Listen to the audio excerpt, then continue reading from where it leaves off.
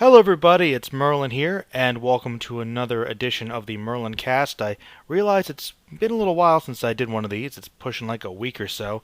It just feels like there's always a lot that distracts you from these sort of things, and we're going to get back to hopefully some steady scheduling, and I'm going to have some general channel announcements at the end of this. But as the MerlinCast typically do, I'm going to take this time to discuss some news for various things. First thing I did before I decided to do this podcast today was I decided I'd check out a couple trailers. And the first one I checked out was Transformers 5. I really don't know anymore. You know, if there's anything that I can say that continues to be a consistent issue, is that there just seems to be, I don't want to say it's completely a lack of creativity, because with a trailer like this I can't really say that, but, you know, Michael Bay comes back once again to deliver another heavily action-packed, mindless film using popular characters. And even though I'm almost 100% certain that generally it's going to be considered a heavily flawed film, everyone's going to go see it. It's going to make a lot of money. And, you know, I guess for mindless entertainment, maybe that's not such a big deal, because, you know, you see the movie, it's a mess, maybe it distracts you for a couple hours, and I guess for light entertainment that's fine, but these movies are just so messy that half the time they literally give me a headache, just the camera work and the editing alone. Transformers 5, you know, I'm not going to lie, the trailer actually looked kind of cool. Like, I can understand people being kind of excited for this. Now, personally, I have no idea what's going on. I think that they're kind of reaching. Like, apparently this one's going to involve time travel. Like, you know, the Transformers have been there since the beginning, maybe. I mean, you see them, I mean, it's called Last Night. They're fighting over some mystical power. They're sword wielding now, and they briefly show them in World War II fighting Nazis, I guess, which is fine. Nazis make great villains. Beyond that, though, I have no idea. Like, there's some other made-up villain, and I guess the Transformers are going to be pitted against each other in far more personal ways, and it's going to create so much drama. And you've got Optimus Prime apparently dead again, but then coming back yet again, and for some reason he's fighting Bumblebee. Now, whether or not he or Bumblebee are evil, or they've been possessed by some strange evil, I have no idea. And I want to say that, okay, you know, potentially speaking, the best thing about the Transformers movies are those few moments when it's actually about the Transformers, and believe it or not, the Transformers can not only be awesome, particularly Optimus Prime, but those moments where they're interacting with each other, and it's not, you know, completely bombarded by stereotypes. It's interesting, because, you know, you go to see the Transformers movie to see the Transformers, not human characters. Now, believe it or not, even though I wasn't a fan of most of the Transformers movies, the last one I honestly thought was an improvement. Is it because of Mark Wahlberg? I don't know. I mean, it was still littered with a lot of Michael Bay-isms, but I thought it was moderately entertaining. This one, at least they're trying something different. I don't understand why they aren't using Unicron. It seems like the most obvious thing they could have done movies ago. But then again, I think to myself, do I really want Unicron dragged into the Michael Bay Transformers universe? Maybe they're saving it for his final movie. You know, it just seems like the most obvious choice. They keep pulling up all these obscure ideas. The Transformers has a rather large and expansive and kind of complicated universe. I feel like there's better storylines you could come up with. But even so, is it going to be well told? I honestly don't think so, but hey, I'm going to see it. Maybe I'll get some fun out of it. We'll find out. But yeah, that's the new Transformers movie. Now, speaking of bringing back old franchises and remaking things that arguably don't need to be remade, it looks like we've got another Mummy film on the horizon, this time starring Tom Cruise, not Brendan Fraser. And I don't know if it's supposed to be a spin-off of that particular Mummy, or just a spin-off or a new interpretation of the Mummy in general, but it looks like they're kind of basing it on the style, to some extent, of the Brendan Fraser movies. But it's going to be less hokey, it's going to be less campy, it looks darker and more serious because Tom Cruise is in it, playing basically Ethan Hunt, your classic Tom Cruise secret agent type action star. He's running away from things, and you've got, apparently the Mummy is a, you know, super powerful demigod again who can control the weather and summon the undead, which is fine. That's cool, I guess. Get to make it much more bigger and action-packed and have the entire city and world in peril as opposed to just some mummy guy that's trying to kill people, trying to, go after his old love from thousands of years ago. Seems like it would be kind of more beneficial for this story to kind of go back to its roots and dumb down things a little bit in terms of the action. Like, make it more personal, maybe focus on some practical effects, some basic horror, maybe focus on the drama, focus on the romance. A little more like maybe, say, Bram Stoker's Dracula. But something a little more interesting, because I think that element of The Mummy has kind of been lost because of the bombastic action sequences of these newer ones. And don't get me wrong, those had a fan base, but I don't know. I feel like if you're going to make it more grounded in reality, so to speak, with this particular method, you might as well make it a little less ridiculous, but I don't know. I don't really know what to think about that one. It looks interesting. I want to give it a shot. But that's actually something I'm thinking. Maybe Tom Cruise is saying, what the heck, I'm Tom Cruise, I can do anything. And actually also reminds me, the Transformers movie had Anthony Hopkins as a character giving a narration. So you'd think these guys, I know they could pick better projects, but these are established actors that probably just don't care anymore. Like, yeah, why not? I'll be in one of these big budget things, because everything is part of a franchise now. Now, slightly more positive, I saw the new Guardians trailer, the full one, and I have to say, it looks pretty fun. We've got some action sequences. The gang is going out there, kicking off adventures. There's all kinds of hijinks and snarkiness, which is always fun. And the showstoppers, of course, were Baby Groot, who I love that they just decided to call him Baby Groot. I mean, that's what he is. And you gotta, I just love, I kind of have this love-hate relationship with the Disney marketing, because they're so good, because they know what you want. But they know the inner workings of, like, the basic emotional notes to hit audiences and to hit fans. It's very basic, but yes, Groot people love. Baby Groot will just be incredible. He's adorable. You got him interacting with Rocket, and I mean, of course, you've got Star-Lord, and that everybody's joking around.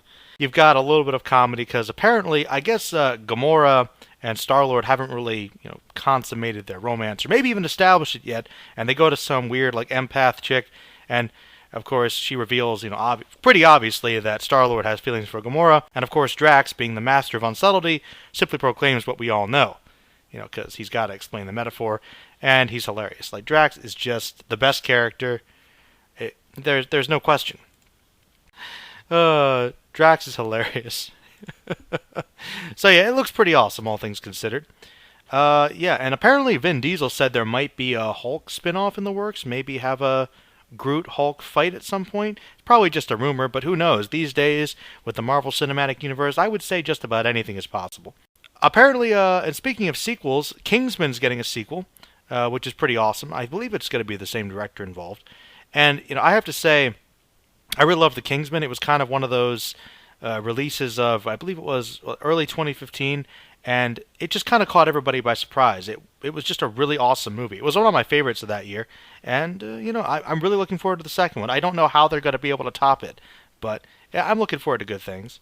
Switching briefly over to some gaming stuff, I know Final Fantasy 15 got recently released, and though I haven't really played the game myself, I was actually viewing the gameplay of a couple people, and I have to say, from what I've heard, it seems to be pretty positive thus far, and it's not turn-based, which I think is interesting, because most Final Fantasy games have had that as an element. They've kind of made it a little more hands-on. There's kind of an action element that's a little more direct, and you are able to kind of alternate within certain characters when they have special moves.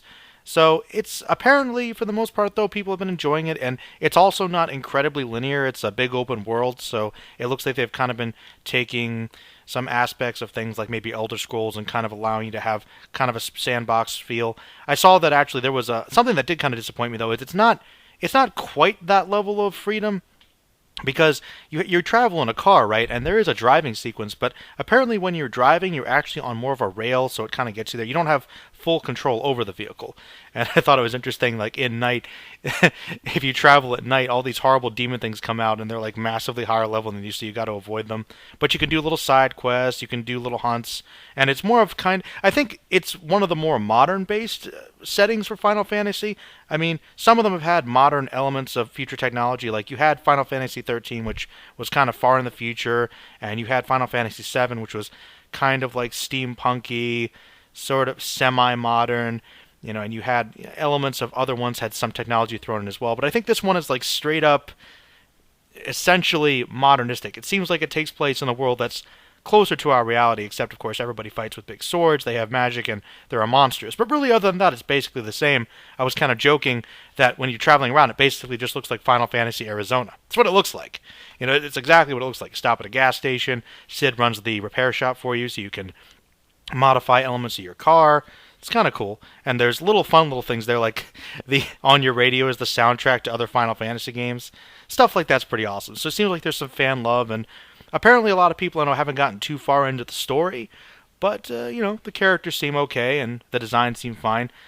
I've heard a lot of people say, it's among one of the best Final Fantasy games, which is good because the last couple Final Fantasy outings have been mixed responses at best from people. But, maybe I'll get around to playing it eventually. I'm kind of going back to playing some Final Fantasy IX myself, but that's just me. Also, a little thing that I wanted to say relating to some gaming stuff. Apparently, Sega is going to take their hand at making some video game-based movies, which go so well. And it turns out that they're going to be doing Streets of Rage and Altered Beast. Now, Altered Beast is kind of a classic beat-em-up Sega Genesis game that I played back in the day, and I actually thought it was pretty awesome. You just kind of go around. Just basic plot, you got to go save this princess, and the gods bestow upon you the ability to transform into these different monsters, and you had to fight some bosses. The second one was impossible. It's an incredibly hard, old-school game. It really is. But it's kind of awesome. It's got the whole rise from your grave thing. And, it's a fun little game, and in all fairness, I do think that as basic as the story is, there is definitely some wiggle room for something interesting to do there. So it'll probably be awful, but I don't know. The fact that there's an Altered Beast movie isn't the most ridiculous thing I've ever heard of. Speaking of other released movies, apparently Ultraman, the new Ultraman film, is going to get a U.S. release, and I remember seeing the trailer for that and thinking it actually looked pretty cool. So if you're an Ultraman fan, there's a possibility you'll be seeing it over here in the U.S. And speaking into some anime-related news, Princess Mononoke, the popular Miyazaki film, and one of my favorites, recently had its 20th anniversary, so it's going to be screened, also here limited in the US. I believe the tickets will be sold in January, so I might actually check that out, because I've never seen Princess Mononoke in the theater. I would absolutely love that experience. So if you guys haven't seen it for some reason, I'd recommend you check it out, just as anime fans, or Miyazaki fans, or really just fans of general beautiful animation and storytelling. Princess Mononoke is fantastic. I'm going to have to do a review of that film eventually at some point. Let's talk a little bit about the Flash live-action movie. The DC film universe has kind of been having some issues. I mean, between Man of Steel was kind of divisive, but there were a lot of people that did enjoy it. I was one of them, even though I can't understand most of the criticisms. And then you had Batman vs. Superman, which was, trying to do too many things at once. Had a lot of problems, but you know what? I actually did enjoy it, despite its problems. I think the things it did well, it did do very well. Unfortunately, there were a lot of things that were bad, but it was trying to do 12 different things at once. Suicide Squad, honestly, I don't know. I don't really know what I think about that anymore, because I was watching the I Hate Everything and his discussion about the movie, and I don't know. Maybe I was forgiving, but I thought the movie was okay. I actually like Batman vs. Superman a little more. I think that Suicide Squad had a slightly better idea of what it wanted to be, which was fun and crazy, but it was also really unfocused, mashed together, had a lot of underdeveloped issues. But on the whole, I think it was a more fun comic book movie, and I think that if you're going to go into the spirit that way, it's fine. I liked some of the characterizations. But, also some issues. Now, the Flash live-action movie, people have had some controversy with that because people already like the CW Flash because they like the character. He's been established for years. In all honesty, I just don't understand why they don't just take him. Why can't they just get the rights to use him, to just have him in their own movie? I mean, maybe there's some legal reasons why they can't, but it just seems like that would be a more obvious move. Or maybe try to use a different interpretation of the Flash, like have Wally West or somebody else, just to make it a little bit easier. So I know it's been having some behind-the-scenes issues as well. Personally, I'm looking more forward to the Wonder Woman movie. I think that might tell... And you have to wonder... At what point do you say enough is enough?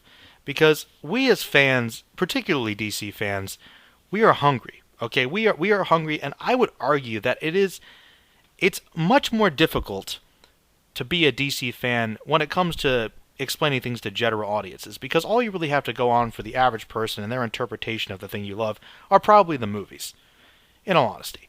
And let's face it, the movies have been rough. They've been rough thus far. And you compare it to something like Marvel, which has just been pumping things out, and despite their flaws, have generally been producing enthusiastic, interesting, fun products for their fans and other people that have mostly been pretty successful. DC's a little embarrassing. Even though I would argue DC has equally good writing, and in some cases better writing. I mean, it's got Batman on their side, one of the most interesting characters of all time. And I could say that I'm still proud to be a DC fan, which is why I want better movies, but so far, I don't know. I wonder if Wonder Woman will change the perception of things, but I honestly am not sure. We'll see. Well, that's pretty much it for news. In terms of channel stuff, I've got, obviously this podcast will be going up, and I'm actually going to be doing a new anime review. A friend of mine requested that I review this one anime series, which is actually a fairly new one. It'll be one of the more recent series I've talked about on this channel, and it's going to be a full series review and analysis, full Merlin review style, probably released fairly soon on the channel, because I don't think there's going to be much footage available, so it'll probably be a slideshow again, but there might be more of those forthcoming. It'll actually be in line with, hopefully, some new formats I'll be hitting in regards to the new year. I'm planning to kind of do some major revamp with this channel. I'm going to get myself back on track. I'm going to focus more on anime reviews and character analysis, as well as just doing reviews about films and other things that I enjoy. And I'll probably put up votes on this channel and maybe my Facebook group page. And if you guys can actually decide for yourselves maybe what series I should discuss or what character from an anime I should discuss. And hopefully I'll get at least one of those out each month, in addition to my Merlin podcasts and other general discussions. So there'll be several videos a week from there on in. I'm also going to be having some friends and associates of mine, possibly doing some other discussions on film once in a while, maybe being guests on the podcast, and possibly even doing some Let's Plays, particularly of classic games. We've been talking about Elder Scrolls, for instance, talking about maybe some Doom games, a Thief perhaps. So if you guys have any suggestions for maybe older games you might want to see me review or some friends of mine go over, please feel free to let me know in the comments. That's going to be one aspect that might be another addition to segments for the channel. So there's going to be a lot more professionalism and a lot more content coming with whole brand new energy this coming year. So feel free to look forward to that, and of course, if you have any suggestions, send them in to me. Alright everybody, that's the news for this week, and I'll see you guys later. Have a good night, and stay magical.